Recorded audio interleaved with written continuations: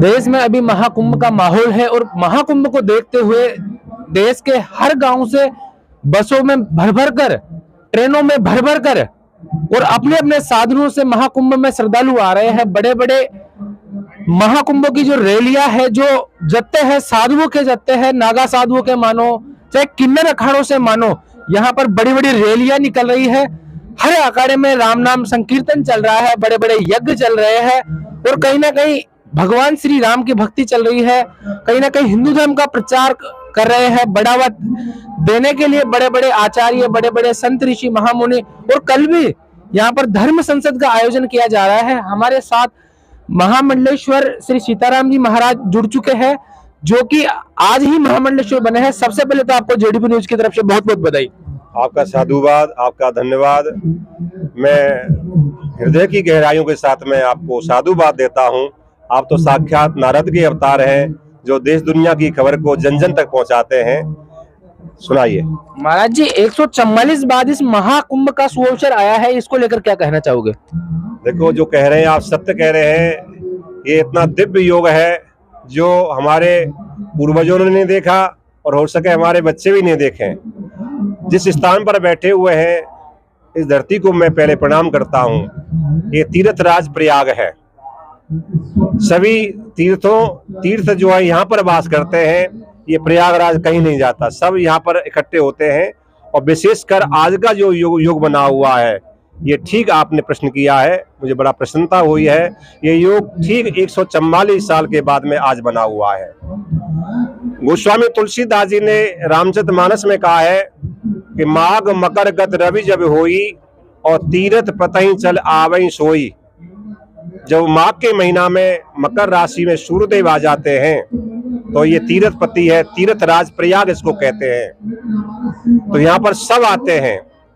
मकर राशि में सूर्य देवता, मकर राशि में चंद्र और बृहस्पति जो हमारे गुरुदेव हैं, वो जब वृक्ष राशि में आ जाते हैं, जब तीन का संयोग बन जाता है और मौनी अमावस्या के दिन जब संयोग बन जाता है, तो तीर्थ राज में ये महाकुंभ का अवसर बन जाता है।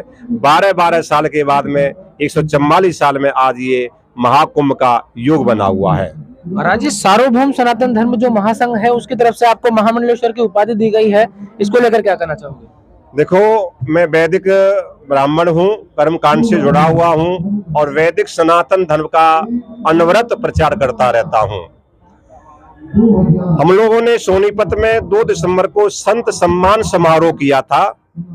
उसके जो हमारे जजमान है माननीय शशिकांत कौशिक जी हैं सोनीपत के, उन्होंने सारा ये खर्चा वहन किया था और अध्यक्षता मेरी रही।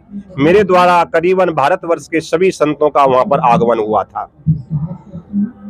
तो उन संतों में सभी महामंडलेश्वर, जगत गुरु, बड़े बड़े धर्माचार्य वहां आए। तो उन्होंने कहा कि सोनीपत में कोई महामंडलेश्वर नहीं है, मैं गुरुदेव यहाँ नहीं है। उन्होंने कहा कि यहाँ एक महामंडलेश्वर होना चाहिए। तो उन्होंने स्वतः ही मुझे महामंडलेश्वर बनाने की चर्चा प्रारंभ करी। मैं तैयार हुआ। कुछ अखाड़े वालों ने सहमति दी, कुछ ना भी की। पर मैं ये जो सार्वभौम सनातन धर्म जो धन्वंतरी अखाड़ा है, मैं इनका साधुवाद देता हूँ। इन्होंने मुझे बड़ी गहराई से जाना, समझा, परखा और इन्होंने मुझे नहीं, मैंने इस अखाड़े को भी बड़ी गहराई से जाना। यहाँ के जो हमारे परम गुरुदेव हैं, गोपेश्वर सनातन जी गुरुदेव जो जगत गुरु हैं, उनको मैंने बड़ी गहराई से देखा। यहाँ के सभी धर्माचार्यों को और जो महामंडलेश्वर जो पूर्व में बन चुके उनको समझा। तो सबने यहाँ की तारीफी की। तो मैं बड़ा प्रसन्न हूँ आज, और मैं आज ये संकल्प लेता हूँ कि मैं सार्वभौम सनातन धर्म इस महाअखाड़े का जो धन्वंतरी अखाड़ा है, इसका मैं अनवरत जो है सनातन धर्म की तरफ से प्रचार प्रसार करूंगा। महाराज जी, जो महाकुंभ है वह 26 तारीख तक चलेगा। अभी भी लगातार गांवों से बड़े बड़े जत्थे आ रहे हैं, पर आज की जो स्थिति थी वो पब्लिक में कहीं ना कहीं भयानक स्थिति बन गई थी। कहीं ना कहीं हड़कंप का माहौल भी हो गया था बीच में। जो लोग गांव से निकल कर आ रहे हैं, उनको आप क्या संदेश देना चाहेंगे? देखो, ये हड़कंप नहीं है। जिसका जब महाकुंभ लगता है, यहाँ पर अनेकों रूप बदल करके आते हैं। जब भगवान श्री कृष्ण का द्वापर युग में अवतार हुआ, कृष्ण अवतार हुआ, तो इस युग में सतयुग के, त्रेता के और सभी द्वापर के सभी भक्त लोगों ने जो है रूप बदल बदल करके अवतार लिया। तो यहाँ तो सभी लोग दर्शन करने के लिए आ रहे हैं।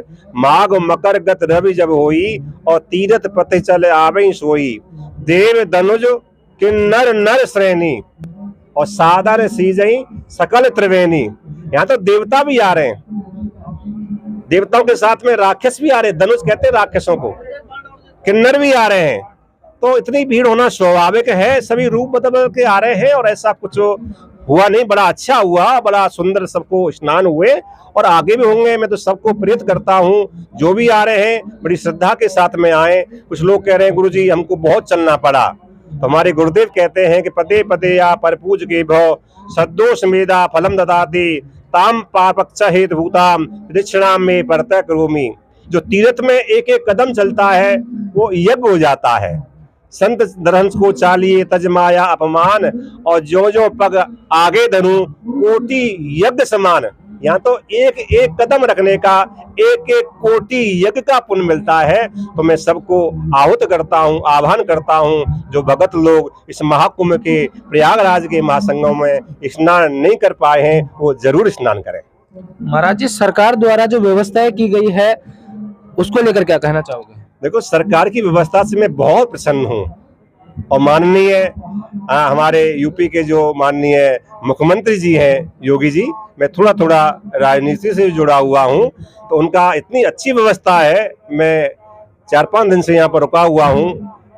एक दिन स्नान करने गया तो हरिद्वार के कुछ सज्जन मुझे मिले, एक दिन उज्जैन के मिले, तो चर्चा हुई आपस में। तो उन्होंने ये कहा कि गुरुदेव हम यहाँ निरीक्षण करने आए हैं कि योगी जी महाराज ने कैसी सुंदर व्यवस्था करी है, ताकि जब हमारा हरिद्वार में कुंभ पड़े या उज्जैन में पड़े तो हम इसी प्रकार की व्यवस्था रहे। प्रशासन की ओर से और यहाँ की जनता की ओर से जो भी है बड़ी सुंदर व्यवस्था मुझे लगी। थोड़ा सा घूमकर चलना पड़ा और पर व्यवस्थाएं बहुत सुंदर रही। महाराज जी, जो आपके आगामी आयोजन है वो कुंभ में क्या क्या रहेंगे? कुंभ में हमारा ये सार्वभौम सनातन धर्म का ये अखाड़ा का जो पंडाल लगा हुआ है, इसी में हमारे प्रोग्राम चल रहे हैं। शिव पुराण की कथा हो रही है, यज्ञ चल रहा है और सभी भक्त लोगों का भंडारा यहाँ चलता रहता है। ये 26 तक हमारा प्रोग्राम चलता रहेगा। तो ये थे हमारे साथ महामंडलेश्वर श्री सीताराम जी महाराज। इन्होंने महाकुंभ को लेकर हमारे को कई विशेष बातें बताई। ऐसे ही इंटरव्यू और ऐसे ही नए नए प्रोग्राम देखने के लिए आपके अपने चैनल को सब्सक्राइब करें। धन्यवाद।